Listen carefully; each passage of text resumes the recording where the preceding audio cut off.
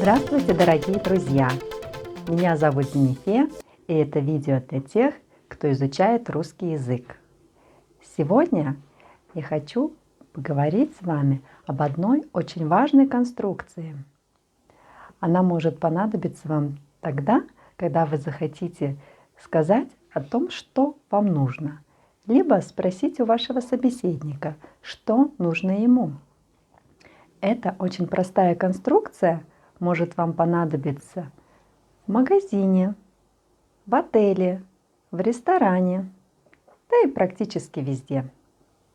Например, в отеле мы можем сказать: «Мне нужен номер», либо в ресторане: «Мне нужен столик». Обратите внимание, что местоимение «я» меняется на местоимение «мне».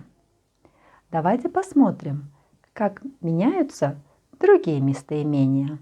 Итак, я, мне, ты, тебе, он, ему, она, ей, мы, нам, вы, вам, они, им. Давайте попробуем составить предложение. Например, мне нужен компьютер. Тебе нужен компьютер. Ему нужен компьютер. Ей нужен компьютер. Нам нужен компьютер.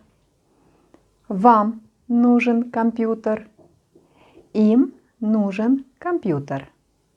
Также вы можете составить вопросительное предложение. Нужно всего лишь поменять интонацию. Вам нужен компьютер? Думаю, что здесь все понятно. Вы, наверное, обратили внимание, что мы использовали слово мужского рода. Компьютер, столик, номер. Для того, чтобы использовать эту конструкцию с именами существительными в женском роде, нам нужно изменять форму слова «нужен». Например, мне нужна сумка. Тебе нужна машина. Я думаю, что вы поняли. Для существительных женского рода мы используем форму слова «нужна». Смотрим далее. Существительные среднего рода. Мне нужно лекарство. Ему нужно молоко. Думаю, здесь тоже все понятно. Для существительных среднего рода используем форму нужно. Нужно. Обратите внимание на ударение. Для существительных в множественном числе мы используем слово нужны. Нужны. Мне нужны джинсы. Также вы можете составить отрицательное предложение. Например, мне не нужен офис. Мне не нужна работа. Мне не нужно лекарство. Мне не нужны очки. Рассмотрим на примерах, как использовать эту же конструкцию в прошедшем времени. Например, мне нужен был офис.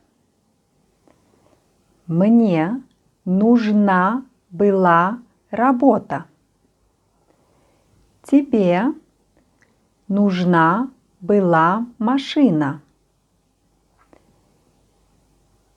Ей нужно было платье. Им нужны были деньги. Как вы видите, нам понадобилось дополнительное слово. Оно также меняется в зависимости от рода существительного. Давайте повторим еще раз. Для мужского рода нужен был. Для женского рода нужна была. Для среднего рода нужно было. Для множественного числа нужны были.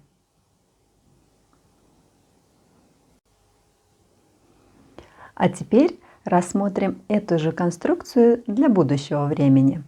Здесь нам также понадобится вспомогательный глагол «быть». Рассмотрим примеры. Мне будет нужен стол. Тебе будет нужен компьютер. Мне будет нужна работа. Тебе будет нужна машина. Ей будет нужно платье. Ему будут нужны очки. Обратите внимание, как меняется глагол «быть».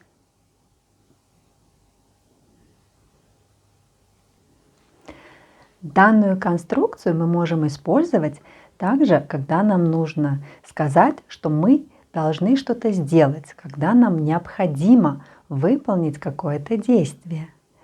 Например, мне нужно идти. Тебе нужно работать.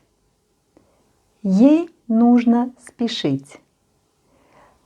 Как вы поняли, мы используем слово «нужно» и глагол в инфинитиве. Все достаточно просто. Очень часто изучающие русский язык путаются и спрашивают, где нужно использовать слово «нужно», а где слово «надо».